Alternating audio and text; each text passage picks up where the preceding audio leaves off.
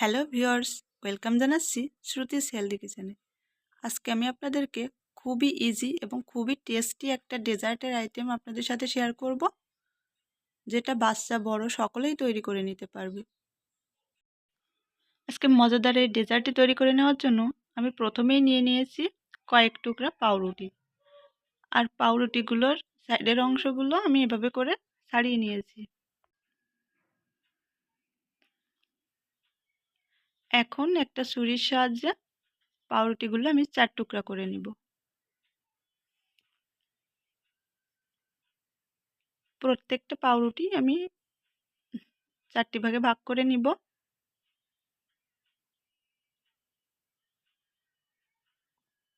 তো একইভাবে করে আমি কিন্তু সবগুলো পাউরুটি কেটে নিয়েছি। এখন এগুলো চলে যাব সরাসরি ভাজতে। তো ভাজার জন্য চুলায় আগে থেকে একটা কড়াই বসিয়ে দিয়ে দিয়েছি কিছুটা পরিমাণে তেল। আর তেলের সাথে সামান্য একটু ঘিও কিন্তু দিয়ে দিয়েছি। এতে করে ডেজার্টটা খেতে আরও সুস্বাদু হবে। চুলার আঁচটা কিন্তু লোতে রেখেছি। লোতে রেখে আমি পাউরুটিগুলো উল্টে পাল্টে ভেজে নিব।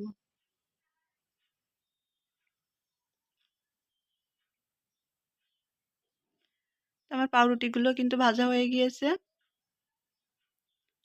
আমি এখন এগুলো উঠিয়ে নিব তেল ঝরিয়ে।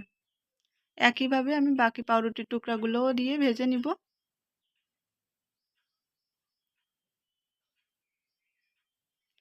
আর এদিকে চুলায় আমি আরও একটা পাত্র বসিয়ে এখানে দিয়ে দিয়েছি 1 কাপ পরিমাণে গরুর তরল দুধ।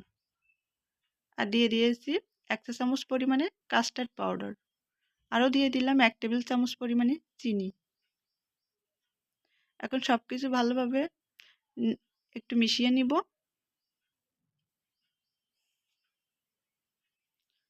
মিশিয়ে নিয়ে চুলার আঁচ লোতে রেখে আমি অনবরত নেড়ে কাস্টার্ড পাউডার আর দুধের মিশ্রণটা আমি একটু কিছুটা ঘন করে নিব। আর এর মধ্যে দেখতে পাচ্ছেন আমি কিছুটা ঘনও করে নিয়েছি। আর মিশ্রণটা কিছুটা ঠান্ডা হয়ে এলে তারপরে আমরা আগে থেকে ভেজে রাখা পাউরুটিগুলোর উপরে ছড়িয়ে দিব। আর দিয়ে দিব উপর থেকে কিছুটা বাদাম কুচি। আর অবশ্যই মিশ্রণটা ঠান্ডা করে তারপরে পাউরুটির টুকরার উপরে দিবেন, না হলে কিন্তু পাউরুটিগুলো গলে যেতে পারে।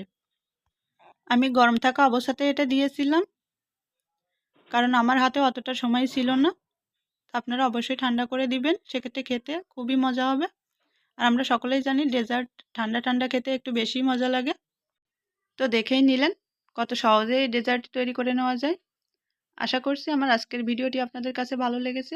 ভালো লাগলে অবশ্যই লাইক, কমেন্ট, শেয়ার করতে ভুলবেন না। আর পেজটাতে ফলো দিয়ে অবশ্যই পাশে থাকবেন। ধন্যবাদ।